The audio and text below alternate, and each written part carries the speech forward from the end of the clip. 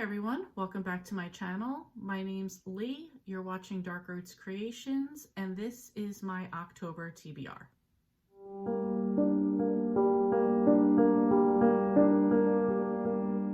So this is the official start to spooky season where everybody is going to start pulling out books that they have saved up all year, waiting for this point to get themselves in the spooky mood and have all the spooky vibes. And I'm not going to be an exception to the rule. So I have 3 readathon challenges, things that I'm going to be participating in, and yeah, I feel like I have saved up some books, or books were introduced to me for this time of year. So let's get started. So first up is going to be the Killing Time with Cozies Cozy Halloween Readathon. And this is going to run from the 1st until the 31st. And here is a bingo board with 9 prompts to challenge yourself to read cozies during the month of October. I am going to work on doing the top row across. And the first one for that is to read a book, read a book with orange or black on the cover. And for that one, I am going to go with Fatal Fried Rice by Vivian Chen. This is number 7 in the Noodle Shop Mystery Series. I am less than 100 pages left in Killer Kung Pao, so this is number 6, so then after that I'll be moving right into number 7.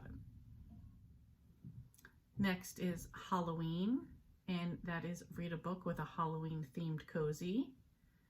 For that, I'm going to do No Parm, No Foul by Linda Riley. This is number 2 in her Grilled Cheese Mystery Series. I read the first one earlier this year, really enjoyed it, and this one does have a Halloween theme to it. And next is Black Cat. Read a book with a cat on the cover or in the book. For this, I'm going to read Murder on the Poet's Walk by Ellery Adams. This is number 8 in the Book Retreat series. I love this series, particularly the 2 little boys of the main character in this book. And there is a cat on the cover, so this works perfectly. The other prompts for this readathon are Candy, which is a cozy featuring candy, bakery, or treat, which in the cozy mystery world is pretty easy to find. Next is Trick, a book where you didn't guess the killer. I can easily use any book for that because I never guess the killer. Monster, a paranormal themed cozy. I'm not such a paranormal reader, so I probably would skip this one, although I do have one if I could fit it in for it. Next would be Witch, a witch-themed cozy. I do have one that I can use for this if I have time to get to it.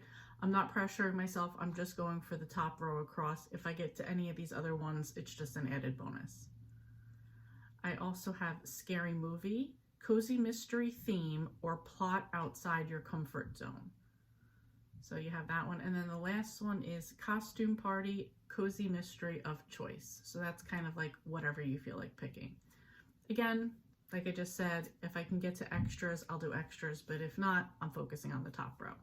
So I'm sure there are going to be people out there that are going to be overachievers and go for a blackout, and that's awesome too.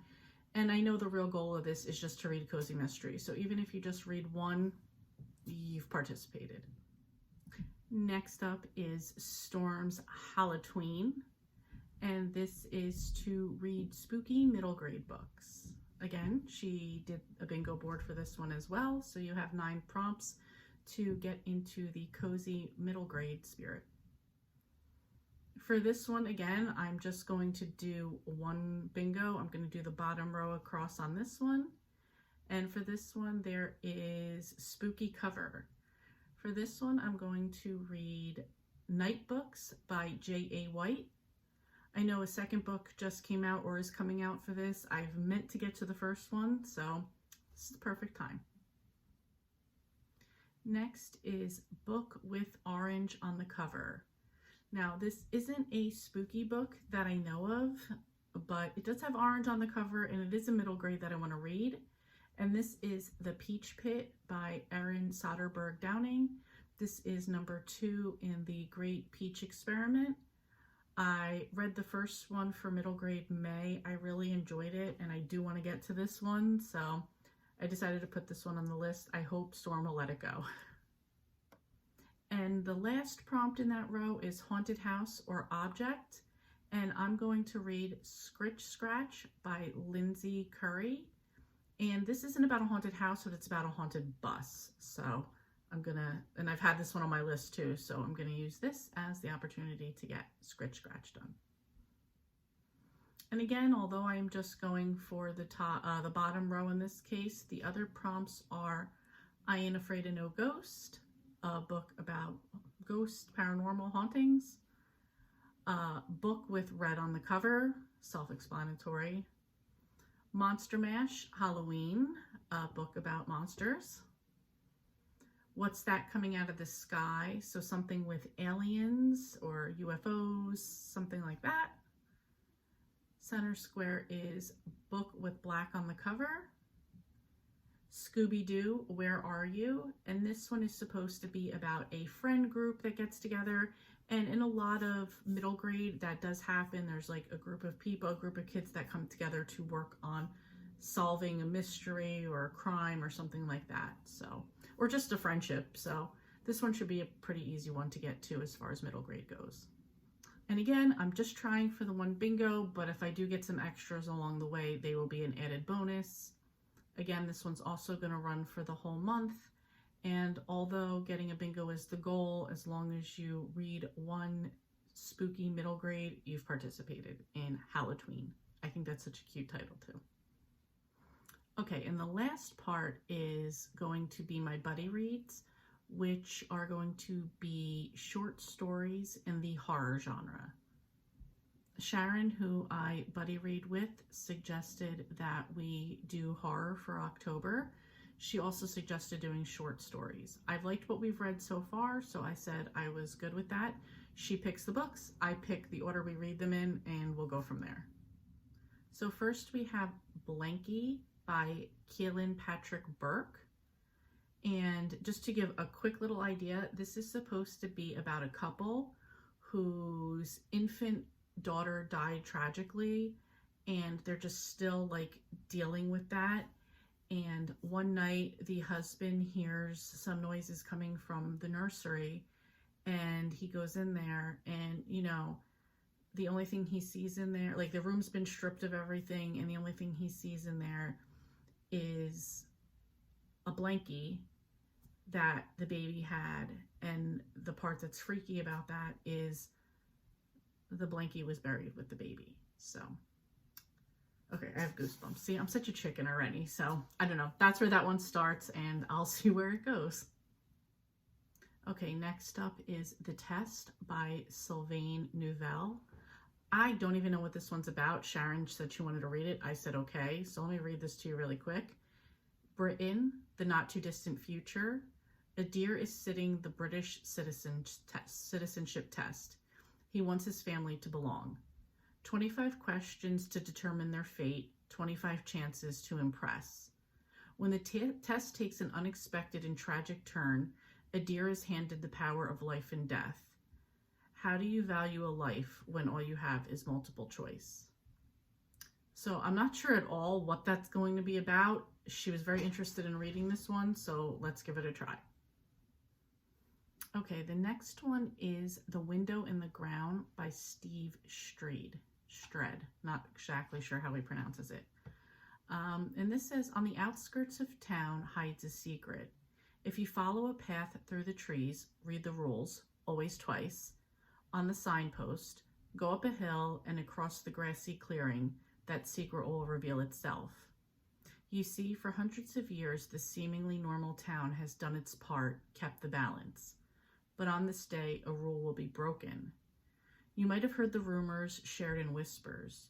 You may have been told about someone who's seen it with their own eyes. But now, on this day, you'll join us. You'll come for a car ride and we'll park. Then we'll walk up the path, read some rules, always twice, and go up a hill and arrive at a clearing. Across the grass, you'll see just what the town's been hiding, protecting for centuries. Then you'll feel a pull, and we'll make our way over to it, over to the window in the ground. I looked at the mound and I could see the light was shining up from under, from inside the window. Something was happening below. So I have no idea what that's going to be about. It doesn't even sound scary. It sounds mysterious. Yeah, I don't know. I guess we're going to find out what it's about. And the last one is The Girl in the Video by Michael David Wilson. And this says, after a teacher receives a weirdly arousing video, his life descends into paranoia and obsession. More videos follow, each containing information no stranger could possibly know. But who's sending them? And what do they want?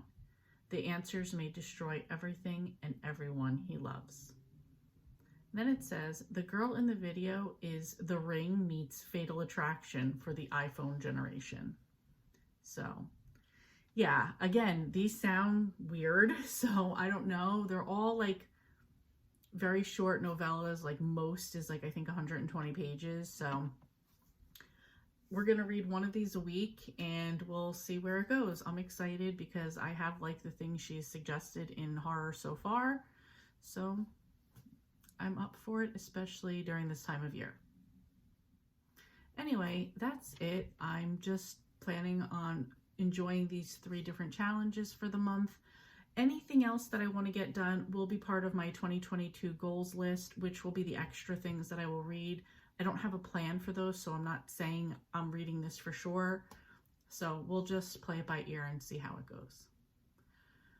I'm wondering what everybody else is planning on reading for spooky season for October. If you're afraid and steer away from scary, if that's what you're looking forward to, what you're reading in cozy, what you're reading in middle grade, if you've read any of these in horror, or if you have any other suggestions for shorter stuff in horror. I don't really want to not waste my time, but I don't want to, being new to this genre, I don't want to go into this like long Stephen King size book. So if you have anything on the shorter side, like 200 pages or under that you love, I would be interested in.